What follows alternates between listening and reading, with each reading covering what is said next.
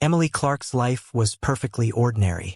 In her late 20s, she worked as a librarian in the small, quaint town of Hendersonville, near Asheville, North Carolina. She loved her job, the smell of old books, and the quiet serenity of the library. Her life was peaceful, living in a cozy house with her fiancé, Michael Davis, a software engineer in his early 30s. They were planning their wedding, and everything seemed to be falling into place. One crisp autumn evening, Emily received a phone call that shattered her world. "Hello, am I speaking with Emily Clark?" The voice on the other end asked. "Yes, this is she," Emily replied, a slight unease creeping into her voice. "This is Nurse Taylor from Charlotte Memorial Hospital. I regret to inform you that Michael Davis, your fiancé, has passed away. We need you to come to the hospital to identify the body." Emily's heart stopped. "There must be some mistake," she stammered. "Michael was healthy. He was fine this morning. I'm very sorry for your loss, Miss Clark. Please come to the hospital as soon as you can," the nurse replied mechanically. Emily's mind was a whirlwind as she drove to Charlotte. The journey was a blur, her thoughts racing with disbelief and sorrow. How could Michael be gone? They had plans, a future together. When she arrived at the hospital, everything felt surreal. She was led to the morgue, her legs feeling like lead. A paramedic, with a stern expression, guided her to a cold, sterile room. He opened a drawer and pulled out a body. Emily's heart pounded as she looked down at the lifeless form of Michael. Her knees buckled, and she had to grip the edge of the drawer to steady herself. "Is this your fiancé?" the paramedic asked, his voice devoid of emotion. "Yes, it's him," Emily whispered, tears streaming down her face. "We have a sister who has been handling the funeral arrangements," the paramedic continued. "You can coordinate with her." Emily's head snapped up. "Sister? Michael didn't have a sister." "That's what she said," he replied with a shrug. Confusion mingled with her grief. Who was this woman claiming to be Michael's sister? Too overwhelmed to think clearly, Emily nodded and left the hospital, the paramedic's words echoing in her mind. The next day, as Emily tried to gather her thoughts at home, a knock on the door interrupted her reverie. She opened it to find a young woman, stylishly dressed, standing on her porch. "I'm Rachel. I'm Michael's sister," the woman said with a warm smile. Emily's eyes narrowed. Michael never mentioned having a sister. Rachel's smile faltered slightly. "We weren't very close. I live far away and we lost touch for a while. But when I heard the news, I came immediately." Emily invited Rachel in, her mind still reeling. As they discussed the funeral arrangements, Emily couldn't shake the feeling that something was off. Rachel seemed too composed, too prepared. She had already made most of the arrangements, leaving Emily with little to do. "Thank you for taking care of everything," Emily said, her voice strained. "It's the least I could do," Rachel replied. "You should focus on grieving and remembering the good times with Michael."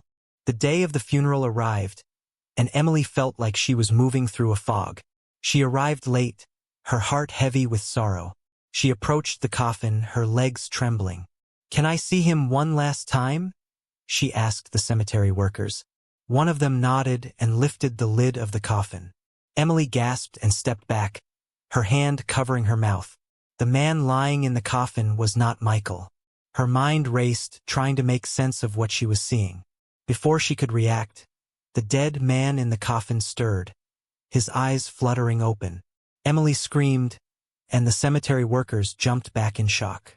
The man sat up, looking dazed. "Where am I?" he mumbled. Emily, still in shock, approached him cautiously.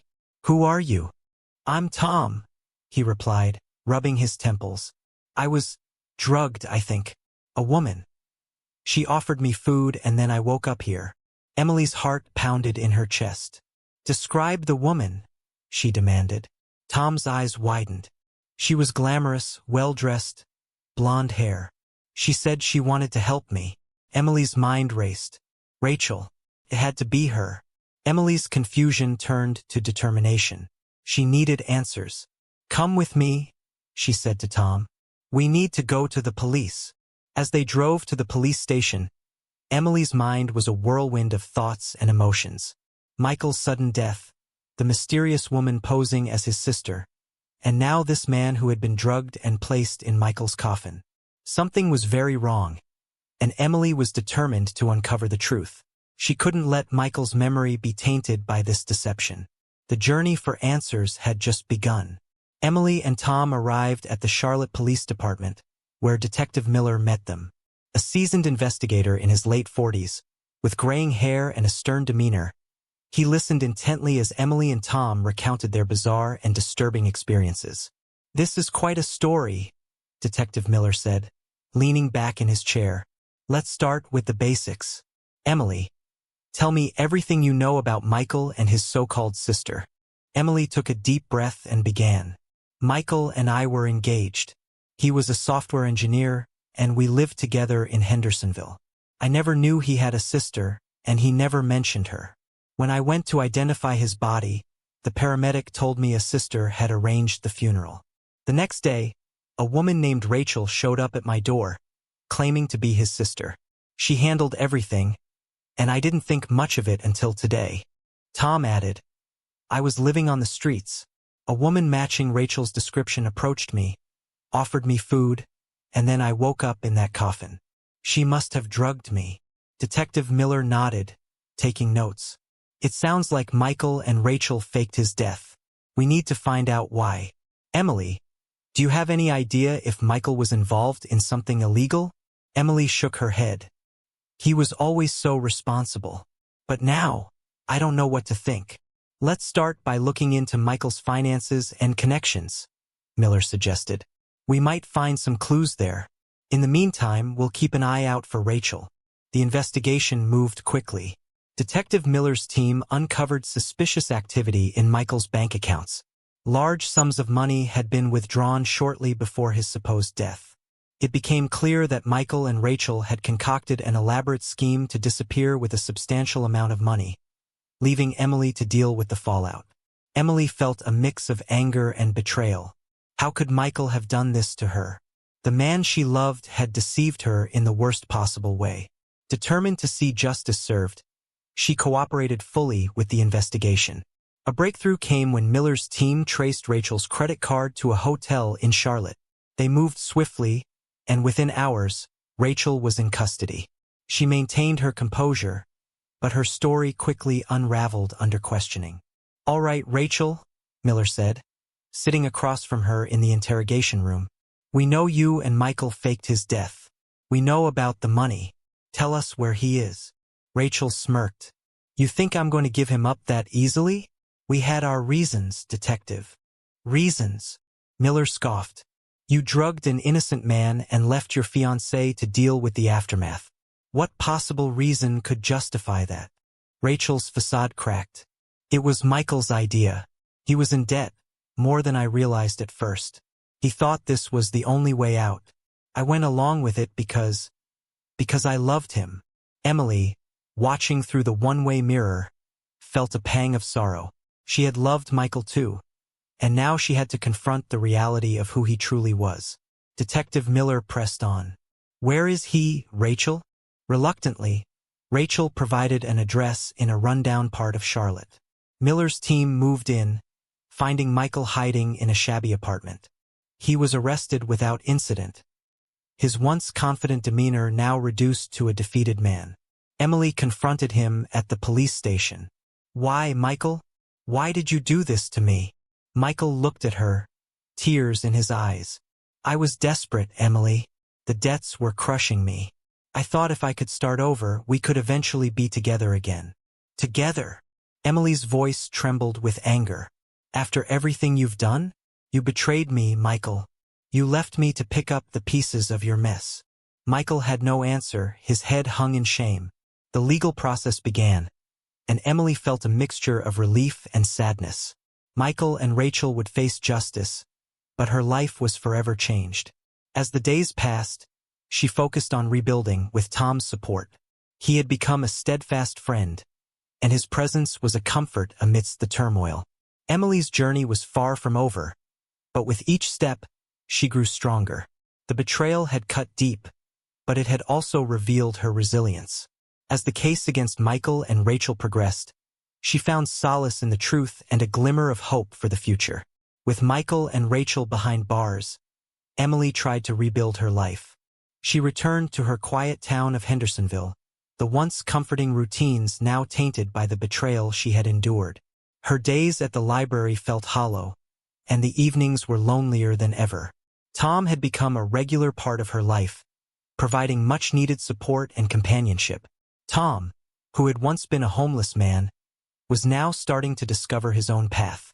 One day, while they were having coffee, Tom received a phone call that would change everything. "Hello, is this Tom?" The voice on the other end asked. "Yes, this is Tom," he replied, puzzled.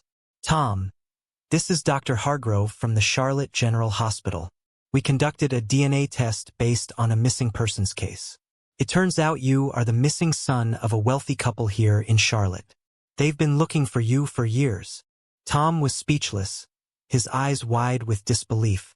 He quickly put the phone on speaker so Emily could hear the news too. Dr. Hargrove explained that Tom's parents had lost him when he was a child, kidnapped by a mentally unstable woman who had raised him as her own until he ran away as a teenager. The realization hit Tom hard. His life on the streets had been a cruel twist of fate. "Emily, I can't believe this," Tom said, his voice trembling. "I have a family. They're alive and they've been looking for me." Emily reached out, taking his hand. "This is incredible news, Tom. You deserve this happiness." The next few days were a whirlwind. Tom met his real parents, who welcomed him with open arms. They were wealthy and influential, and they immediately offered Tom a place in their home and a position in the family business. Tom's life transformed overnight. From living on the streets to residing in a luxurious home, the change was overwhelming. Emily watched Tom's transformation with a mix of joy and melancholy. She was thrilled for him but couldn't help feeling a bit lost. Her own future seemed uncertain, and she felt adrift amidst all the changes. One evening, as Emily and Tom sat on the porch of his new home, Tom turned to her. "Emily, I wouldn't be here if it weren't for you. You saved me, and you've been my rock through all of this. I want you to be part of my life, always." Emily's heart swelled with emotion. "Tom, you've been there for me too. I can't imagine my life without you." They shared a heartfelt moment, and in that instant, Emily realized that Tom had become more than just a friend. He was her confidant, her support, and perhaps her future. As time went on, Emily and Tom's bond grew stronger.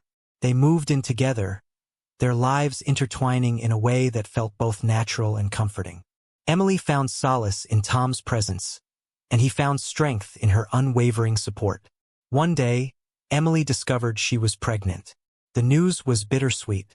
The child was Michael's, a reminder of the betrayal she had endured, but Tom's reaction filled her with hope. "Emily, this child is part of our future now," Tom said, holding her close. "I will love and raise this baby as my own. We will be a family." Emily's eyes filled with tears. "Thank you, Tom. I couldn't do this without you." The months passed, and Emily prepared for the arrival of her baby. She and Tom created a warm, loving home, ready to welcome the new life. Emily's sorrow began to fade, replaced by the anticipation of motherhood and the stability that Tom provided. However, the past had one final twist in store for Emily.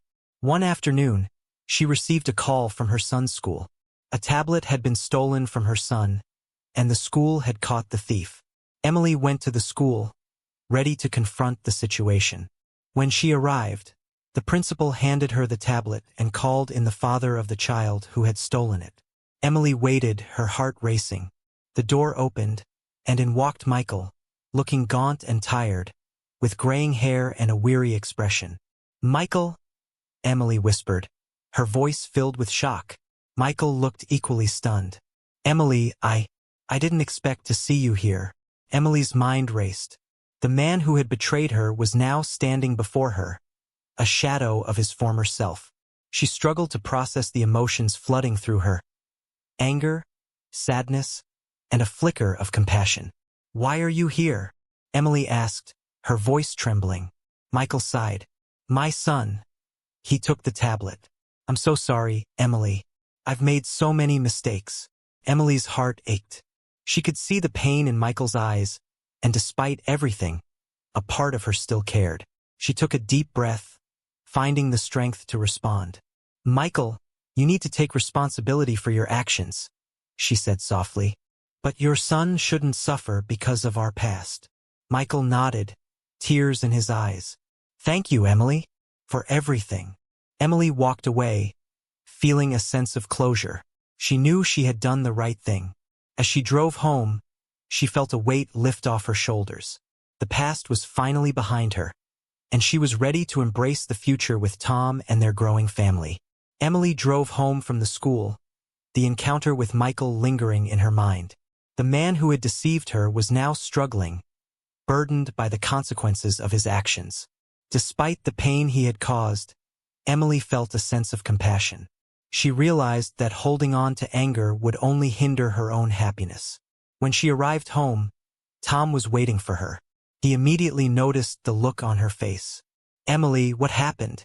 I saw Michael, she said quietly. His son stole our son's tablet. He looked different, tired, sick. He apologized. Tom wrapped his arms around her. You did the right thing, Emily. You showed him kindness despite everything. Emily nodded, feeling the warmth of Tom's embrace. I just want to move forward, with you and our baby. The months passed, and Emily gave birth to a healthy baby boy. They named him Samuel, and Tom embraced the role of father with love and dedication. Their home was filled with laughter and joy, a stark contrast to the turmoil that had once overshadowed Emily's life. Tom's parents were overjoyed with the arrival of their grandchild. They showered Samuel with love and affection, and their support made Emily feel like she was part of a larger, caring family. Tom continued to thrive in his new role at the family company, and Emily found fulfillment in her new life as a mother. One evening, as they sat on the porch watching the sunset, Tom turned to Emily. Emily, there's something I've been wanting to ask you.